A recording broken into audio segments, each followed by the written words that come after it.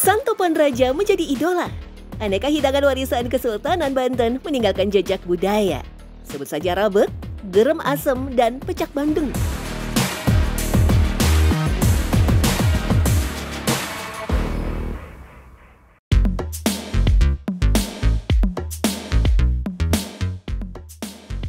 Beberapa rumah makan di kota Serang, Banten siap diserbu pembeli.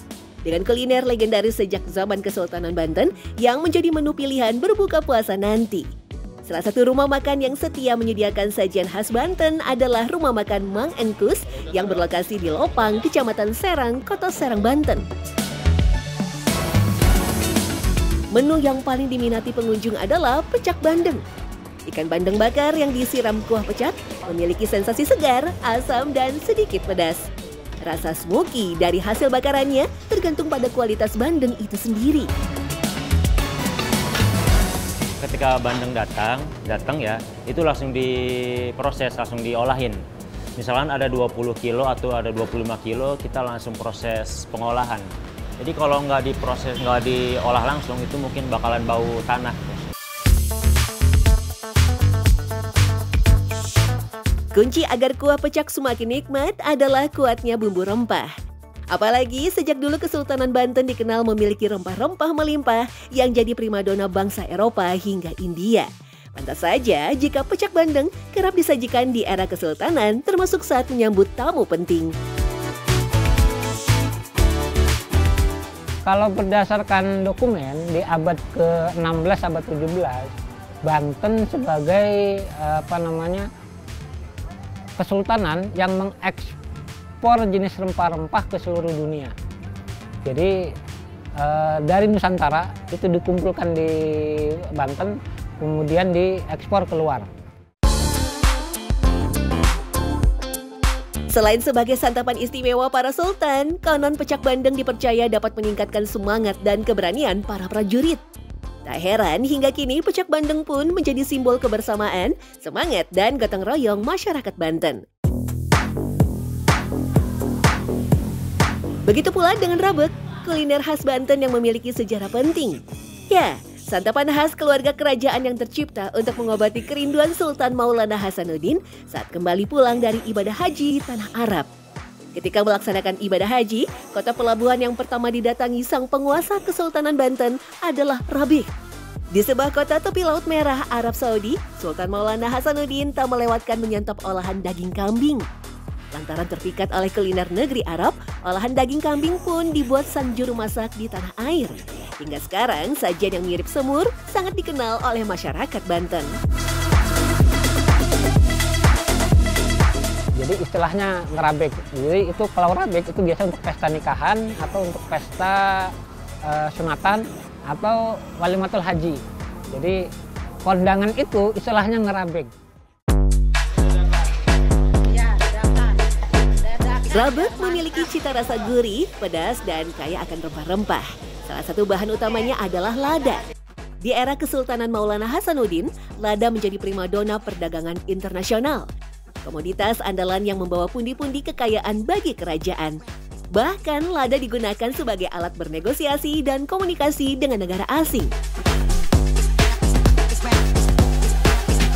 Karena di Banten itu apapun yang dimakan itu adalah bagian dari kebutuhan tubuh yang sekaligus juga untuk obat. Ada kurang lebih sekitar 21 jenis bumbu yang wajib di sana gitu kan. Di antaranya termasuk juga jinten, pala, terus juga kapulaga, ada 10 wari atau ada 10 sari, dan bumbu-bumbu rempah itu untuk kebutuhan tubuh yang mengkonsumsi gitu kan. Jika dulunya rabek kebanyakan menggunakan daging kambing dan sapi, variasi lain rabek kini ada yang menggunakan daging bebek. Sajian khas Nusantara rabek di atas daun pisang dengan taburan bawang goreng. Selain rabek, santapan favorit kerajaan Banten ada gerem asem. Konon, gerem berasal dari kata garam, sementara asem berasal dari kata asam Jawa, sehingga sajiannya memiliki rasa gurih, asam, dan segar. Tidak hanya menggunakan asam Jawa, belimbing wuluh juga bisa digunakan sebagai penggantinya. Kuliner yang biasa ditemukan di daerah Serang Timur dulunya tak pernah absen dalam penyambutan tamu istimewa. Garam asem juga menjadi identitas kuliner masyarakat pesisir utara Banten.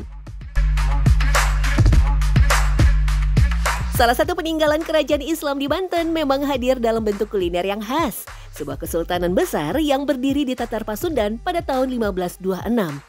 Ketika Kesultanan Cirebon dan Kesultanan Demak memperluas pengaruhnya ke kawasan pesisir barat Pulau Jawa.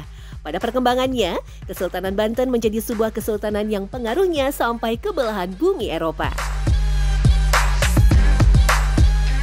Mengulik kuliner khas Banten kala itu, ada juga yang menggunakan daging kerbau seperti nasi sumsum. Beberapa temuan sejarah pun menunjukkan adanya fragmen tulang kerbau juga ditemui dalam situs Banten Girang. Kalau dalam manuskrip sejarah Bantennya yang dikonsumsi oleh Kesultanan, itu banyak menyebut kata daging kerbau, ayam, kambing. Dan kalau ikan memang itu tidak menyebut cara masaknya, tapi makan ikan. Ada dua proses yang dihidangkan langsung, yang dikenal dengan istilah rendang. Terus juga ada yang untuk bekal dalam proses perjalanan, itu dikenal dengan istilah dengdeng. Nah, dengdeng dan rendang ini biasanya dipakai daging kerbau.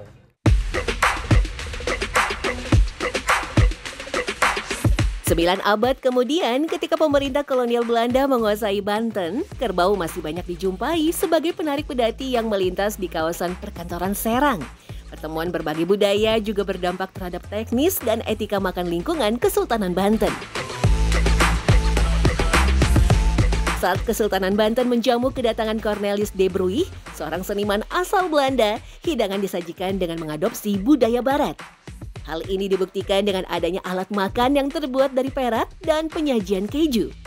Ya, etika makan disesuaikan pada strata politik. Seperti para bangsawan yang duduk di tikar rotan tidak diizinkan makan sebelum hidangan orang yang berada di meja utama selesai makan.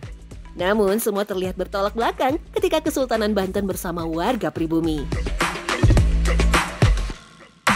Di area Kesultanan, setiap bulan Syawal dan bulan Mulud, itu keraton itu, alun-alun Banten itu bebas. Masyarakat boleh makan bareng di situ, bercengkrama dengan dengan pejabat kesultanan. Setiap bulan Syawal dan bulan Rabiul Awal, bulan Mulud, itu ziarah ke Banten. Dan itu dulu 1 bulan full, bulan Syawal dan bulan Mulud. Kesultanan Banten memang pernah menorehkan sejarah menjadi kerajaan paling besar di Nusantara.